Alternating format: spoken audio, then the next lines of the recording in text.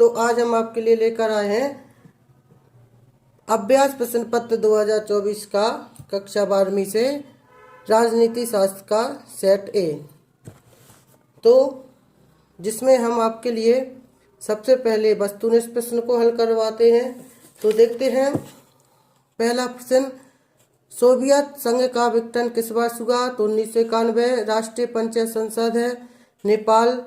विश्व स्तर की वित्त व्यवस्था की देखरेख कौन करता है? IMF।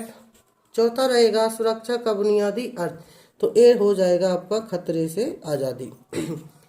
पांचवें में आपका जो सही आंसर होगा वो होगा क्लब ऑफ रोम। क्या होगा? Club of Rome. आपका जो छठवां प्रश्न रहेगा, बोल्शेविक क्रांति कहाँ हुई थी? तो छठवें का जो आपका सही आंसर होगा वो होगा रूस। तो अब आगे बढ़ते रिक्त स्थानों की ओर। पहला बोल्शेविक कम्युनिस्ट पार्टी के नेता संस्थापक व्लादिमीर लेनिन थे। क्या होगा? Vladimir Lenin. दूसरे में आपका नेपाल चला जाएगा। तीसरे में आपका अंग्रेजी और फ्रेंच हो जाएगा, अंग्रेजी और फ्रेंच। चौथे में जो वर्ल्ड ट्रेड सेंटर देश में है वह किस देश में? न्यूयॉर्क में है। नाटो का पूरा नाम हो जाएगा नॉर्थ अटलांटिक। क्या लिखा जाएगा? नॉर्थ अटलांटिक ट्रीटी ऑर्गेनाइजेशन, जिसको हम हिंदी में क्या कहेंगे? उत्तरी अटलांटिक संधि संगठन। क्या कहा जाएगा? उत्तरी अटलांटिक संधि संगठन, इसको हम हिंदी में कहेंगे। इसके बाद आते हैं आपके सत्य सत्य। तो इसमें आप एक बार में समझ लीजिएगा, जितने भी इसमें आपके सत्य सत्य सारे के सारे सत्य हैं। क्या कहा? सारे के सारे जो सभी आंसर आपके सही हैं, इसको आप कर लीजिएगा। ठीक। इसके बाद जो आपकी जोड़ियां आती हैं, तो जोड़ियों को भी कुछ इसी प्रकार से हाल होने वाला है कि आपकी जो जोड़ियां हैं वो एक दूसरे के सामने ही लिखी हैं। पहले की जोड़ी आपकी पहली होगी, क्योटो प्रोटोकॉल जो है वह 1997 में ही हुआ था। तीसरा जो दल बदल विधेयक 52वां संविधान संशोधन होता है। इसके बाद जो चौथा रहेगा आपका, तो चौथे की जोड़ी भी सामने दी गई है, पांचवें की जोड़ी भी सामने दी गई है। केवल छठवीं और सातवीं जो जोड़ी है वो अलग है। मोरारजी देसाई प्रथम गैर कांग्रेसी प्रधानमंत्री में हो जाएगा। EV रामास्वामी नायर क्या हो जाएगा? पेरियर। ये केवल आपकी छठवीं और सातवीं जोड़ी केवल चेंज है और पांचों जोड़ियां आपकी सामने दी गई हैं। और सत्य असत्य आपको पहले बता दिया है कि वो भी आपके सारे के सारे सत्य सत्य सही थे। अब इसके बाद हम आगे बढ़ते हैं एक वाक्य में उत्तर। तो एक वाक्य में उत्तर में लिखा है गुटनिरपेक्षता का क्या अर्थ है? तो आप इसमें गुटनिरपेक्षता का अर्थ देख सकते हैं कि गुटनिरपेक्षता का क्या अर्थ रहेगा। लिखा है गुटनिरपेक्षता सियासत, सैनिक संधियों से दूर रहने की नीति तथा तत्कालीन विश्व को दोनों महाशक्तियों अमेरिका और रूस द्वारा निर्मित गुटों से पृथक रहते हुए अपने राष्ट्र को संप्रभुता बनाए रखना तथा विदेश नीति में स्वतंत्र रहने से है। ये रहा आपका गुटनिरपेक्षता का अर्थ। ठीक। इसके बाद हम आगे बढ़ते हैं अगले प्रश्न की तरफ। तो अगला प्रश्न आपका होने वाला क्या है? सार्क के सदस्य देशों के नाम। आप इनको देख लीजिए, आप एक साथ सारे प्रश्नों को पढ़ लीजिए। हम आपको इन सारे प्रश्नों के आंसर लिखित में एक जगह दिए दे रहे हैं, जिसमें आपको भी लिखने में दिक्कत ना हो और हमारा भी समय खराब ना हो। तो देखते हैं कि किस प्रकार से हम इनके उत्तर लिखे रखे हैं। तो पहले का जो आपका रहेगा, अपने प्रश्न आपके पास प्रश्न पत्र सामने दिया गया है कि प्रश्न आपका पहला है सार्क के सदस्य देशों के नाम लिखिए। तो सार्क के सदस्य देशों के नाम में आपका क्या चला जाएगा? देखो जी रहा आपका दूसरे का आंसर, ये तीसरे का, चौथा, पांचवा, छठवां। ठीक। प्रश्न आपके पास दिए गए हैं सार्क के सदस्य देशों के नाम जो लिखे दिए हैं। आसियान के संस्थापक देश लिखा है थाईलैंड, इंडोनेशिया, मलेशिया, फिलीपींस और सिंगापुर। इसके बाद जो अगला प्रश्न आपका पता है, सन 1992 में संयुक्त राष्ट्र संघ का पर्यावरण विकास के मुद्दे पर केंद्रीय सम्मेलन संपन्न किस शहर में हुआ था? तो रियो डी जेनेरो में हुआ था, जो कि ब्राजील में स्थित है। इसके बाद जो अगला प्रश्न लिखा है कि 1996 में 1996 में किस भारतीय प्रधानमंत्री की ताशकंद में मृत्यु हुई? तो किसकी हुई थी? श्री लाल बहादुर शास्त्री। अगला प्रश्न आपके पास, अमेरिका में आतंकवादी हमला कब हुआ था? तो 11 सितंबर 2001 को अमेरिका में आतंकवादी हमला हुआ था। द्विध्रुवता का उदय का कारण, तो यहाँ पे दो उदय के कारण हमने लिखे रखे हैं, दो महाशक्तियों का उद्भव और बड़ी शक्तियों की संख्या। तो आपने देखा कि हमने आपके लिए सारे वस्तुनिष्ठ प्रश्नों के एक एक वस्तुनिष्ठ प्रश्न के आंसर दे दिए हैं। अब हम बढ़ते हैं आपके अंक 2 के प्रश्नों की तरफ, जो कि हम आपको सभी उसमें अथवा सहित आपको आंसर को प्रोवाइड कराएंगे। बस आप वीडियो में बने रहिएगा और देखते रहिएगा हमारे YouTube channel DR coaching classes को। तो अब देखते हैं प्रश्न क्या लिखा है। तो आप प्रश्न पढ़िएगा। लिखा है द्विध्रुवता का अर्थ लिखिए। तो द्विध्रुवता का अर्थ देखते हैं क्या होता है। तो ये रहा आपका द्विध्रुवता का अंत। द्विध्रुवता का अभिप्राय ऐसी व्यवस्था से जिसमें दो शक्तियों का अस्तित्व होता है। ये रहा आपका द्विध्रुवता का अर्थ। अब आप प्रश्न पढ़ेंगे अगला। तो अगला प्रश्न आपका क्या लिखा है? शॉक थेरेपी के परिणाम लिखिए। क्या प्रश्न दिया गया है कि शॉक थेरेपी के परिणाम लिखिए। तो शॉक, चूंकि ये 2 अंक में है तो उसी प्रकार से हम आपको उत्तर देंगे। तो शॉक थेरेपी के जो परिणाम होंगे तो देख सकते हैं क्या होंगे। असमानता में वृद्धि, रूसी मुद्रा में गिरावट और असंतोष की भावना का विकास। जी आपके शॉक थेरेपी के क्या हुए? परिणाम हुए। अच्छा, इसके आसपास जो आपको प्रश्न दिख रहे हैं, जैसे कि शॉक थेरेपी क्या है, लेनिन कौन है, बर्लिन जर्मनी की दीवार किसका प्रतीक था। तो ये सारे के सारे प्रश्न, जैसे कि सोवियत संघ के अंतिम राष्ट्रपति कौन थे, ये सारे के सारे प्रश्न आपके वार्षिक परीक्षा की दृष्टि से अनिवार्य होने वाले हैं। या तो आप इसको नोट कर लीजिए, जितने भी आपको यहाँ प्रश्न दिख रहे हैं। आप ये नहीं सोचिएगा कि आपने केवल जो पूर्व अभ्यास प्रश्न कर लिया तो बस मेरी तो परीक्षा हो गई, मैंने तो घर पर लिख दिया, पेपर बहुत अच्छा हो गया। ये बिल्कुल ना सोचिए। आप क्या कीजिए, आपने जैसे कि जिस अध्याय से आपको जो सा भी प्रश्न मिल गया उसके आसपास के सभी प्रश्नों को भी जरूर पढ़िएगा। हम भी यहाँ पे आपको कुछ ना कुछ प्रश्न हर प्रश्न के साथ बताने वाले हैं। यदि आप गौर करिएगा तो अच्छी बात है, नहीं करिएगा तो इसमें नुकसान आपका ही होगा। तो हम तो अपनी मेहनत के साथ कि आपको अच्छे अंक प्राप्त हो वार्षिक परीक्षा में, उसी के साथ इस वीडियो को लेकर आए हैं। पढ़ना तो इसमें 2 अंक के लिए तो कब का अभी तक मुश्किल से 10 या 12 मिनट में पूरा वीडियो को समाप्त कर चुके होते, लेकिन हम सोचते हैं कि आपके साथ में इसके जो और भी प्रश्न उन अध्यायों के, उनको भी आपको पढ़ने को मिल जाए और आपके लिए सहायता हो। तो आपने इन प्रश्नों को नोट कर लिया होगा। अब हम प्रश्न देखते हैं अगला। तो प्रश्न क्रमांक अगला आप देखते हैं क्या लिखा है। जब आप प्रश्न को पढ़िएगा हम आपको इसका उत्तर जरूर बताएंगे। तो प्रश्न क्रमांक जो अगला है वो लिखा क्षेत्रीय संगठन के प्रमुख उद्देश्य लिखिए। तो देखिए, क्षेत्रीय संगठन का जो प्रमुख उद्देश्य है वह रहेगा ए। क्षेत्रीय संगठन को बनाने का उद्देश्य अपने अपने इलाकों में चलने वाली ऐतिहासिक दुश्मनियों को भुला देना है। साथ ही साथ जो भी कमजोरियां, कठिनाइयां क्षेत्रीय देशों के सामने आए उन्हें परस्पर सहयोग से स्थानीय स्तर पर उनका समाधान ढूंढने का प्रयास किया जाए। ये आपका रहेगा क्षेत्रीय संगठनों को बनाने का उद्देश्य, क्षेत्रीय संगठन का प्रमुख उद्देश्य। ठीक, तो इसके साथ भी हम आपको कम से कम 2 प्रश्न हर प्रश्न के साथ जरूर बताएंगे।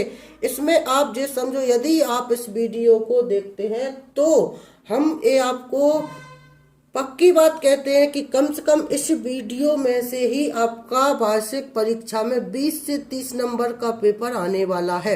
यदि आप देखोगे तो आपका ही फायदा है।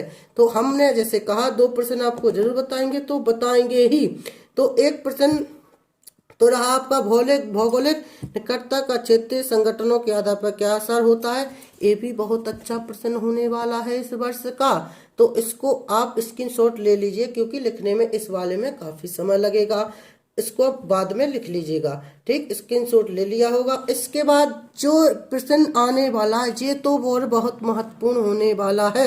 आसियान विजन 2020 की मुख्य बातें क्या है, तो आपको दिख रहा होगा कि आसियान विजन 2020 की मुख्य बातें क्या है। ठीक, इसके बाद एक प्रश्न और इसमें हम आपको बताएंगे, आसियान समुदाय के मुख्य स्तंभों और उनके उद्देश्यों के बारे में बताएं। तो इसके लिए देखते हैं, तो ये कुछ आपकी मुख्य स्तंभ रहे। अब ये रहे आपके उद्देश्य। तो आपको पहला उद्देश्य तो दिख रहा होगा, पहला उद्देश्य क्या है इसमें, तो पहला उद्देश्य आप देखिएगा। इसके बाद हम दूसरा और तीसरा उद्देश्य भी बताएंगे, क्योंकि इसमें 3 उद्देश्य आपके दिए गए हैं। आसियान सुरक्षा समुदाय, आसियान आर्थिक समुदाय, आसियान सामाजिक सांस्कृतिक समुदाय। तो आपने इसका स्क्रीनशॉट ले लिया होगा, या इसको आप नोट भी करते जाइए, क्योंकि हम आपको वीडियो में इतना समय जरूर दे रहे हैं कि आप इसको नोट भी कर सकते हैं। और चूंकि साल भर हो चुका है तो आपने इन प्रश्नों को पढ़ा भी होगा। जरूरी नहीं है कि आप इसमें से ही नोट करो, आपका जो पहले एक कोर्स लिखा हो, यदि आपने किसी भी बुक से पढ़ा हो तो आप उसको भी याद कर सकते हैं। मेरा माध्यम केवल प्रश्नों को बताना है कि प्रश्न ये महत्वपूर्ण होने वाला है। यदि आपके पास उसके आंसर नहीं है तब आप इसके आंसरों को भी लिख सकते हैं। यदि आपके पास इसके आंसर पहले से उपलब्ध हैं तो फिर इसका ना स्क्रीनशॉट लेने की आवश्यकता है और ना लिखने की आवश्यकता है, आप उसी को याद करेंगे। लेकिन इस प्रश्न को जो दिया है इसका आंसर आप याद जरूर करेंगे, क्योंकि आप ही के लिए लाभदायक होने वाला है। तो अभी हमने इसका एक उद्देश्य बताया है, अभी हम आपको इसके लिए 2 उद्देश्य और बताने वाले हैं, देखते हैं। तो ये रहे आपके ये पहले का और आगे वाला। अब ये दूसरा आसियान आर्थिक समुदाय वाला, और ये आपका तीसरा। इस प्रकार से आपके तीनों उद्देश्य हो चुके हैं। अब हम आपको ले चलते हैं अगले प्रश्न की तरफ। आप इसको फटाफट से देख लीजिए, स्क्रीनशॉट ले लीजिए या लिख लीजिए, लिखा हो तो कोई जरूरत नहीं है। ठीक है, आगे बढ़ते हैं। सार्क का मूल उद्देश्य क्या है, क्या प्रश्न लिखा गया है, सार्क का मूल उद्देश्य क्या है। तो सार्क का मूल उद्देश्य आपको हम बताते हैं कि सार्क का मूल उद्देश्य क्या है। तो ये आपका रहेगा 7 के 8वें का उत्तर। उदारीकरण की राह पर चलते हुए भारत समेत सभी देश मिलकर एक दूसरे का आपसी सहयोग करें, यही सार्क का मूल उद्देश्य है। क्या है, उदारीकरण की राह पर चलते हुए भारत समेत सभी देश मतलब जो सार्क संगठन में शामिल थे, सार्क में 7 देश जो थे, तो उसमें जो सभी देश थे वो है भारत समेत सभी देश मिलकर एक दूसरे का आपसी सहयोग है। ये रहा आपका 7 का उत्तर। अगला प्रश्न आपका है, आसियान शैली क्या है। प्रश्न क्या है, आसियान शैली क्या है। जैसे कि आपके पास तो पहले से ही प्रश्न पत्र उपलब्ध है, इसलिए आप जल्दी से जल्दी केवल उत्तर इसको देखिएगा। तो आसियान शैली को हम आपके लिए बताते हैं। ये रही आपकी आसियान शैली। तो इसका आंसर आप यहाँ से लेकर यहाँ तक लिख सकते हैं। ये चूंकि आपकी हेडिंग हो जाएगी तो उसमें से लिखते लिखा है, आपको दिख रहा होगा। प्रकृति या स्वरूप की दृष्टि से आसियान आर्थिक सहयोग पर बल देता है और इसने कभी राजनीति में भूमिका निभाने का प्रयास नहीं किया, यही आसियान शैली है। तो ये रही आपकी आसियान शैली। अब इसके बाद अगला प्रश्न आप फटाफट से देख लीजिएगा। क्या लिखा है कि सुरक्षा क्या है, क्या लिखा है, सुरक्षा क्या है। तो सुरक्षा क्या है, तो ये रही आपकी सुरक्षा क्या है। तो ये रही आपकी सुरक्षा क्या है। तो सुरक्षा क्या है, ठीक, सुरक्षा का अर्थ गंभीर खतरों से आजादी पाना, गंभीर खतरों को रोकने का उपाय करना ताकि हमारा केंद्रीय मूल्य सुरक्षित रहे, यही सुरक्षा है। तो आप समझ गए होंगे कि सुरक्षा क्या है। अब अगला प्रश्न देखते हैं, कौन सा, 9वां प्रश्न। रियो 20 क्या है, लिखिए। क्या लिखा है, रियो 20 क्या है, लिखिए। तो रियो 20 क्या है। वैसे आपने यदि पढ़ रखा है तो कोई दिक्कत नहीं पढ़ रहा है तो ये रहा आपका रियो 20, ठीक। तो 20 जून 2012 को ब्राजील के शहर रियो डी जेनेरो में जीवन दस्तावेज सम्मेलन हुआ। इस सम्मेलन को 20 सम्मेलन के नाम से जाना गया। तो इसको आप फटाफट से स्क्रीनशॉट ले लीजिएगा। और जैसे कि हमने आपको बताया कि इसके साथ हर पर्सन के पास आपको 2-3 प्रश्न आपको फ्री में देखने को मिलेंगे। आप केवल देखते जाइए, मेहनत करते जाइए। तो पृथ्वी सम्मेलन क्या है, ये भी बहुत महत्वपूर्ण प्रश्न होने वाला है, फटाफट से देखिए।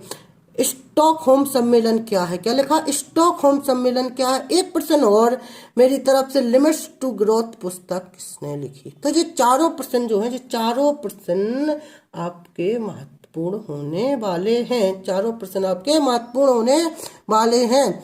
तो आपने देख लिए होंगे। अब अगला प्रश्न आपके पास जैसे रहा, ग्लोबल वार्मिंग क्या है। तो ये रहा आपका ग्लोबल वार्मिंग, क्या लिखा, ग्लोबल वार्मिंग क्या है। तो इसके साथ भी आपको मुफ्त में 2-3 प्रश्न जरूर मिलेंगे। पर्यावरण सुरक्षा हेतु 4 सुझाव दीजिए, आपको दिख रहे होंगे। ग्लोबल वार्मिंग तो आपका ये रहा।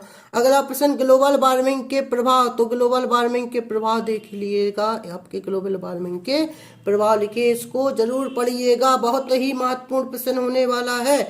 और इसके साथ एक प्रश्न और देंगे, यूएनईपी क्या है, क्या लिखा है, यूएनईपी क्या है। तो यूएनईपी आपको दिख रहा होगा क्या है, कि यूएनईपी का पूरा नाम संयुक्त राष्ट्र पर्यावरण कार्यक्रम है। इसके अंतर्गत अनेक अंतर्राष्ट्रीय संगठनों ने पर्यावरण से जुड़ी समस्याओं पर सम्मेलन कराया। जी आपका हो गया यूएनईपी।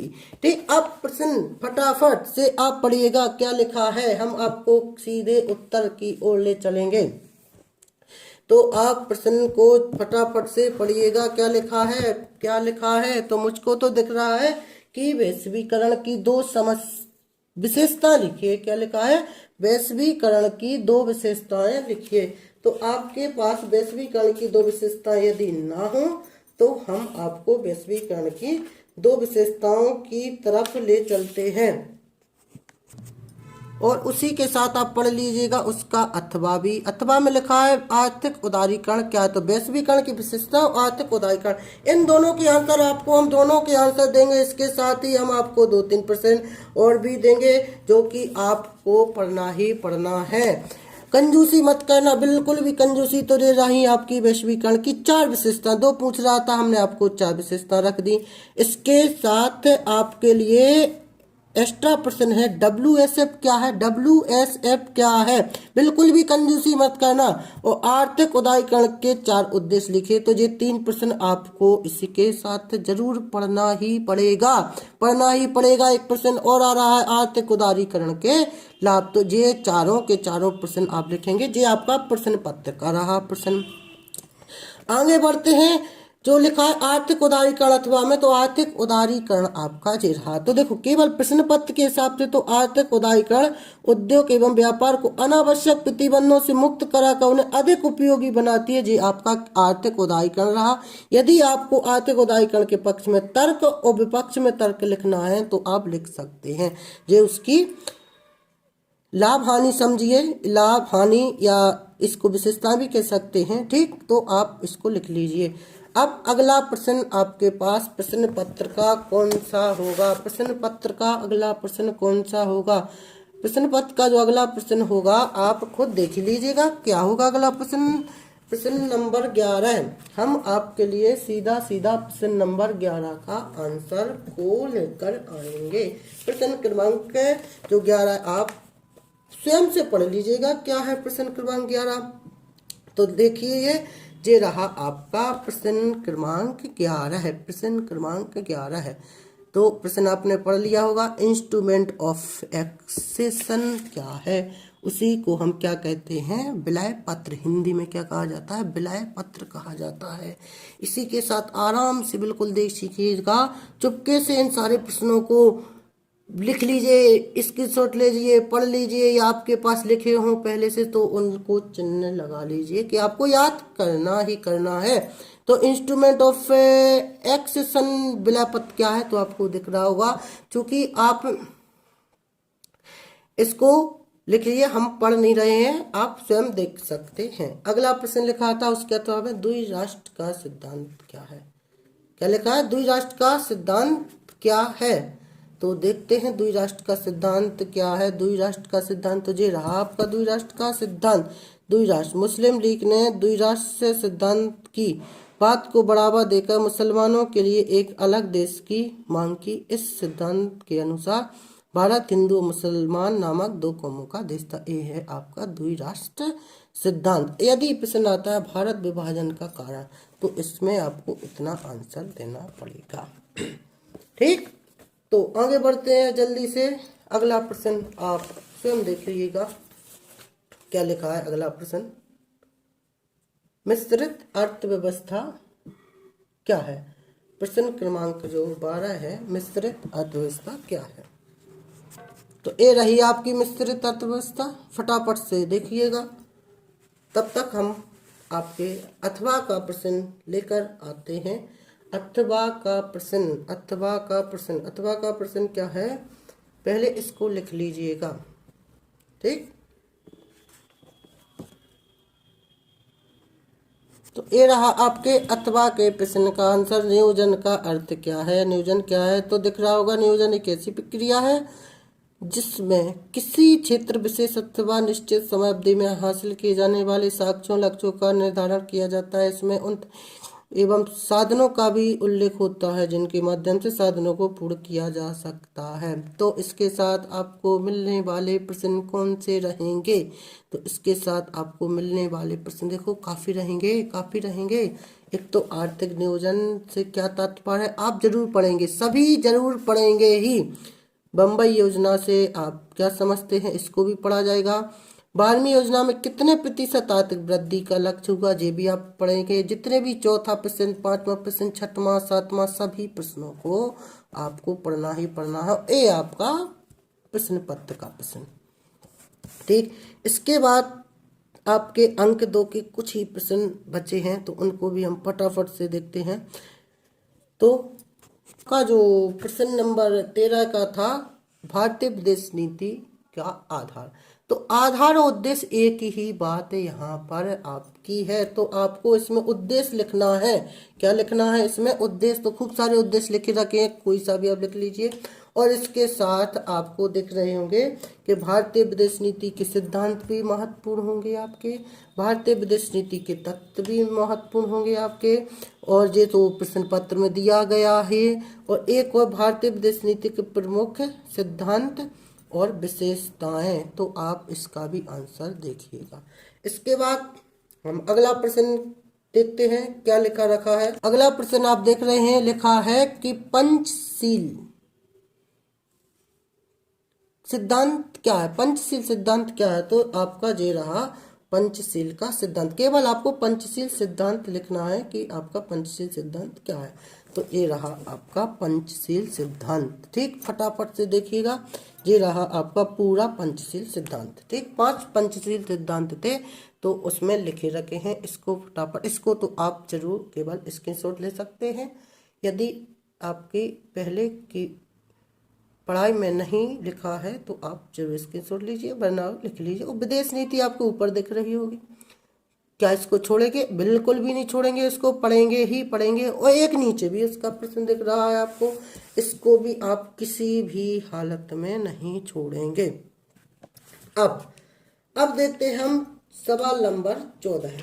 तो सवाल नंबर 14 का सबसे पहले ऊपर वाला प्रश्न, नंबर 14 आपको प्रश्न पत्र में दिख रहा होगा कि 1980 के दशक को खतरनाक दशक क्यों कहा गया है। जी आपका प्रश्न नंबर देखिएगा, ये आपका प्रश्न नंबर 14 रहा। तो उसका आंसर आप फटाफट से देख सकते हैं। और 14 का जो अथवा होगा वो तो बहुत ही सरल होगा। 14 का अथवा तो बहुत ही सरल होने वाला है प्रश्न। तो 14 का अथवा लिखा, आयाराम गयाराम किससे जोड़ा गया था? तो सुन लीजिएगा, आयाराम और गयाराम किससे जोड़ा गया था? तो 14 के अथवा में आयाराम गयाराम दल बदल से जोड़ा गया था। किससे जोड़ा गया था? दल बदल से जोड़ा गया था। इसको आंसर आप ऐसे ही लिख लीजिएगा, हमने बोल दिया है कि आयाराम और गयाराम दल बदल से जोड़ा गया था। अब लास्ट प्रश्न अंक 2 का, प्रेस सेंसरशिप क्या है अथवा लोकतांत्रिक व्यवस्था का संकट। तो दोनों प्रश्नों के हम आपको उत्तर देने वाले हैं। तो ये रहा आपका प्रेस सेंसरशिप क्या है। तो प्रेस सेंसरशिप के अनुसार अखबारों को कोई भी खबर छापने से पहले शासक दल की अनुमति लेनी पड़ती थी। ये आपका प्रेस सेंसरशिप है। और ऊपर नीचे के प्रश्न जैसे कि कहा जा रहा है आपको लिखना ही लिखना है। अच्छा, एक बात और स्पष्ट कर रहे हैं, यदि किसी भी प्रश्न का उत्तर आपने पहले से जो पढ़ रखा है तो आप वही पढ़िएगा। ऐसा नहीं कि फिर से नए प्रश्न आप पढ़े, किसी ने दिए तो फिर नए प्रश्न दिए पढ़ लिए। आप ऐसा मत करना, आप कंफ्यूज हो जाओगे। जो प्रश्न आपने याद कर लिए हैं, जो आपके टीचर ने बताया है, आप उन्हीं को पढ़िएगा। ठीक, यदि आपके पास नहीं है, इसका माध्यम यूट्यूब पर या वीडियो बनाने का माध्यम ये होता है कि यदि बच्चों ने उस प्रश्न को नहीं पढ़ा है, कहीं सिलेबस में नहीं मिल पाया है, तो इसके माध्यम से हम आपके लिए प्रोवाइड करा देते। बाकी आपकी पढ़ाई तो लगभग हो चुकी है, आपको केवल रिवीजन करना है। हमारा माध्यम तो केवल यही रहेगा कि आपको ना मिलने वाले प्रश्नों को हम प्रोवाइड कराएं। ओ अथवा अथवा आप देख रहे होंगे, ये रहा आपका अथवा का प्रश्न। तो हमने आपको अंक 2 के सभी प्रश्नों को प्रोवाइड करा दिया है। अब हम इस वीडियो में आपको अंक 3 और अंक 4 के प्रश्न बिल्कुल नहीं देंगे। इसका अगला वीडियो हम बनाने वाले हैं और जल्दी से आपके पास आने वाला है। तब तक आपने यदि हमारे चैनल को सब्सक्राइब नहीं किया है तो ज़रूर कीजिएगा, शेयर भी ज़रूर कीजिएगा। और यदि वीडियो को लाइक नहीं किया है तो आप वीडियो को लाइक ज़रूर कीजिएगा।